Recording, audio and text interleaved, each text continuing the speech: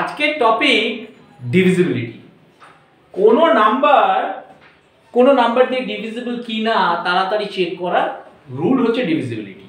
ধরো কোনো একটা নাম্বার দেওয়া আছে, সেই নাম্বারটা 9 দিয়ে ডিভিজিবল কিনা তাড়াতাড়ি চেক করার রাস্তা কি?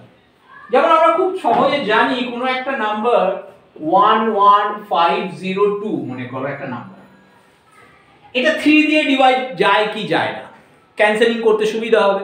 এত বড় নাম্বার তো 3 দিয়ে যাবে কি যাবে না কি করে বুঝবো? 3 রুলটা আমরা সবাই জানি, সাম অফ দ্য ডিজিটস যদি 3 দিয়ে যায় তাহলে এই নাম্বারটাও 3 দিয়ে যাবে।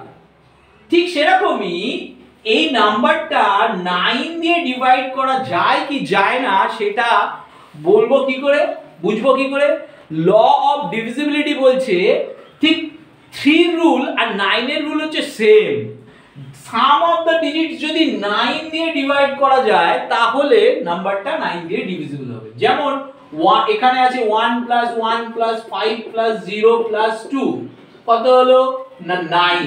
তো 9 নাম্বারটা তো 9 দিয়ে ডিভাইড করা যায়, তাহলে এই নাম্বারটাও 9 দিয়ে ডিভিজিবল হবে। যেরকম 31680 এই একটা নাম্বার মনে করো, এই নাম্বারটা 9 দিয়ে যাবে কি যাবে না কি করে বুঝবো?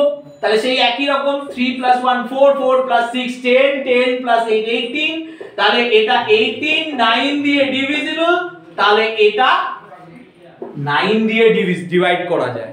বোঝা গেল?